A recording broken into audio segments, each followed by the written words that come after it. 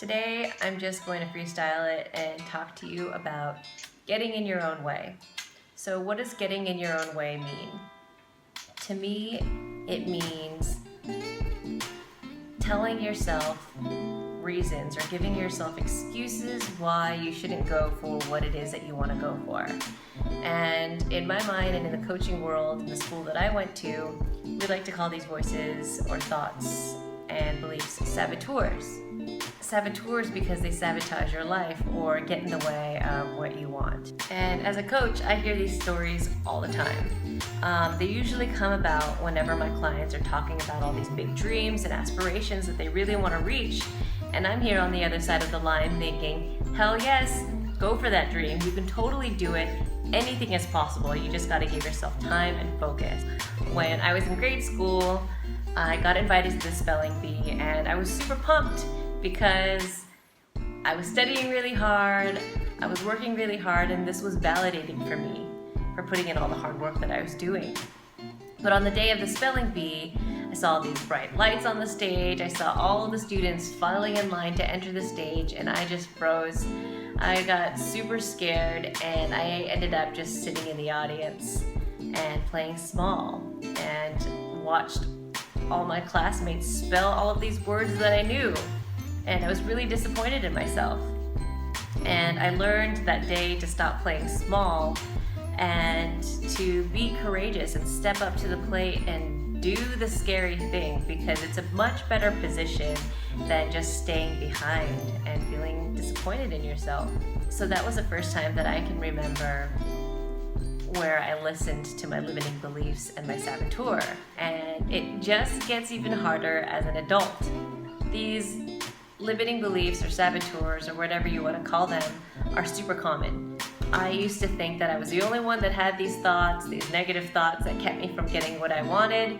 But as soon as I started coaching and practicing more and more, I realized that it's very common, and everyone, even Tony Robbins and Oprah, I'm sure has them. So they come from fear, they come from us learning not to fail. They come from our comfort zones. We're taught to not experience pain or discomfort, but unfortunately, we need to experience those things to grow. They can also come from family, in-laws, your significant other, friends or coworkers. They can come from different places. So let's say that you or me and you wanted to leave tech and move into life coaching. True story. And what would my saboteurs sound like, or what did they sound like? Well, they sounded like, hey, you have a great job, you make a good amount of money, you've never made this much money in your life before. Why would you want to leave a job like this? You've got a stable job and you want to trade it in for something that's uncertain.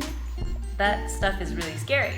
I knew that these were saboteurs after a while. I let them pester me for a long time because they sounded so reasonable. But I knew after some time, after daydreaming for way too long, that I really needed to ignore them and make the move to becoming a life coach, because I could not stop thinking about it and dreaming about it. How do I deal with getting in my own way and limiting beliefs? I like to visualize and personify so I can kick them out of the picture. So what that means is, let's just say that there was someone who came up to you and said, Leanna, you're not qualified enough, or you're too old, or you're too fat, or you're too ugly, or you're not smart enough. Like, if there was a person that walked up to me who said these things to me, I'd be really offended, and I would do anything I could to remove them from the situation, because that's not really helpful.